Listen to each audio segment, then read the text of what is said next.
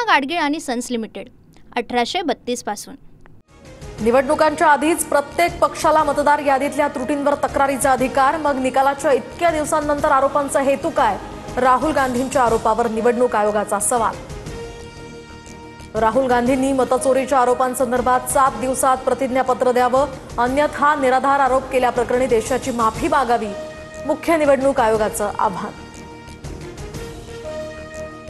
बिहारमधील सासाराममधून राहुल गांधींच्या मतदार अधिकार यात्रेला सुरुवात, तर भाजप आणि निवडणूक आयोगाकडून मतांची चोरी, राहुल गांधींचा हल्लाबोल।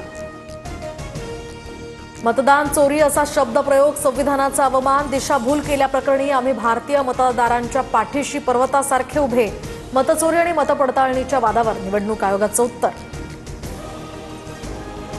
2024 मध्ये ज्यांच्या सहकार्यानं मोदी निवडून आले ते माजी निवडणूक आयुक्त राजीव कुमार कुठे आहेत? राजीव कुमार यांनी राहुल गांधींच्या आक्षेपांवर उत्तर द्यायला हवी, संजय राऊतांचा निशाणा। विधानसभा निवडणुकीमध्ये 10,000 मतं वगळण्याची ऑफर होती, सरकारमधीलच काही लोकांना ऑफर दिली, बच्चू कडूंचा खळबळजनक दावा।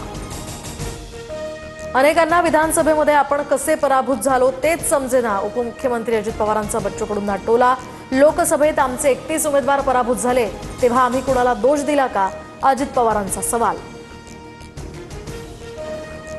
नाशिक जिल्ह्याच्या पालकमंत्रीपदाचा तिढा अजूनही कायम, मी नाशिकचा पालकमंत्री होतोय, गिरीश महाजनांचं वक्तव्य। तर 7 आमदार असणाऱ्या पक्षाला पालकमंत्रीपद मिळावं, भुजबळही आग्रही। कुणाला मंत्री कुणाला पालकमंत्री करायचंय हा अधिकार पूर्णतः मुख्यमंत्र्यांचा, काही ठिकाणी पालकमंत्री नसले तरी सुद्धा झेंडावंदन आणि इतर कामही सुरू आहेत, उपमुख्यमंत्री अजित पवारांकडून स्पष्ट। मुंबई पालिकेतील 2 लाख कोटींच्या कामातील 25% कमिशन फडणवीसांच्या लोकांना सुद्धा मिळालं, संजय राऊतांचं वक्तव्य।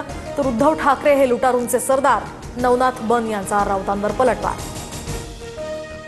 संजय राऊत भविष्य सांगणारा पोपट, राऊतांनी आतापर्यंत काढलेल्या चिठ्ठ्या खोट्या निघालेल्या आहेत, उद्धव ठाकरेंनी हा पोपट पिंजऱ्यात बंद करावा, शहाजी बापू पाटलांची राऊतांवर टीका। मुंबई हायकोर्टाच्या कोल्हापूर सर्किट बेंचचा शुभारंभ, सरन्यायाधीश भूषण गवईंच्या हस्ते या सर्किट बेंच इमारतीचं उद्घाटन, कोल्हापूरकरांच्या 40 वर्षांच्या लढ्याला मोठं यश।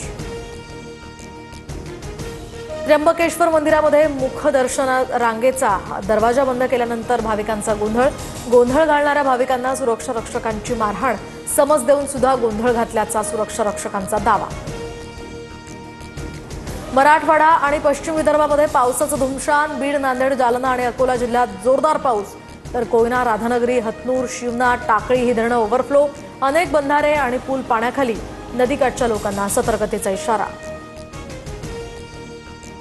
कोकणातील रायगड आणि रत्नागिरीमध्ये सुद्धा पावसाचा जोर कायम, खेडमधील जगबुडी नदीनं धोक्याची पातळी ओलांडली, बाजारपेठेत पाणीच पाणी, खेड दापोली रस्ताही बंद, तर मुंबई गोवा महामार्गावर सुद्धा पाणी साचल्यामुळे वाहन चालकांची चांगलीच कसरत। मुंबईत गणेश आगमनाची लगबग सुरू, चिंचपोकळीच्या चिंतामणीचं जल्लोषात आगमन, हजारोंच्या संख्येनं भाविकांची गर्दी, पोलिसांचाही कडेकोट बंदोबस्त। एल्विश यादवच्या दिल्लीतल्या घरावर गोळीबार, सकाळी 5 वाजता गोळीबार झाल्याची माहिती, गोळीबाराच्या वेळी एल्विश घरात नसल्याचीही माहिती। दिल्लीत भाजपच्या संसदीय बोर्डाची बैठक सुरू, पंतप्रधानांच्या उपस्थितीत या बैठकीला सुरुवात, उपराष्ट्रपती पदाच्या उमेदवारांच्या नावावर शिक्कामोर्तब होण्याची शक्यता। पूना गाडगीळ आणि सन्स लिमिटेड 1832 पासून।